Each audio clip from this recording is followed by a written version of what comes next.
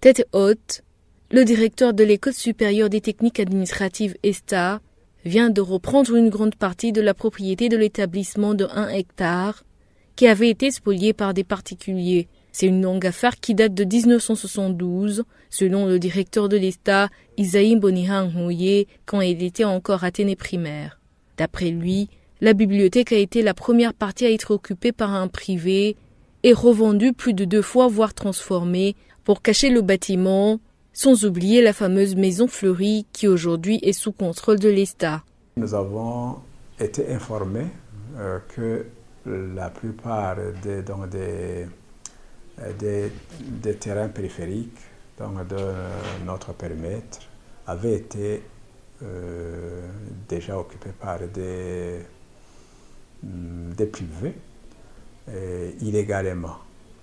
Alors, nous avons fait des recherches, nous sommes longuement documentés et nous avons mis au grand jour la vérité sur les expropriations dont l'école a été victime depuis 1972 jusqu'à cette année-là. Quand je suis arrivé ici en 2003, à peu près plus d'un hectare de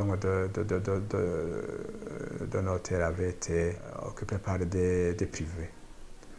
Alors, vous voyez que c'était immense. Donc, avoir l'espace qui abrite l'établissement. Donc, on avait bouché pratiquement toutes les sorties de l'établissement. Donc, la partie par laquelle vous êtes entré, et même derrière l'établissement, c'était occupé par des privés. Alors aujourd'hui, il ne reste qu'une petite portion. Le seul problème qui reste, c'est l'exécution des décisions déjà prises. Mais sinon,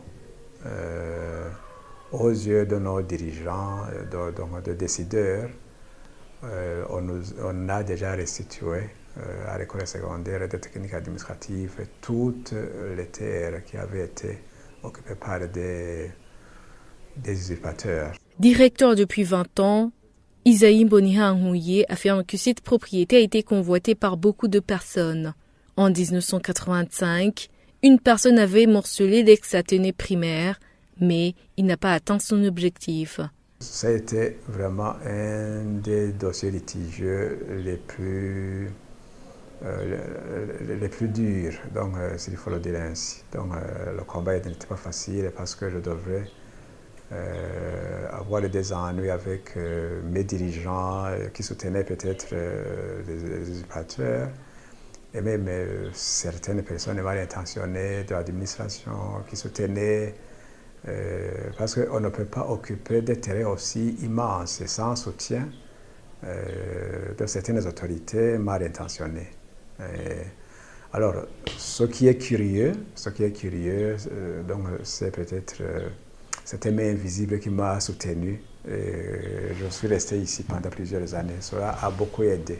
L'Athénée primaire existe depuis 1953.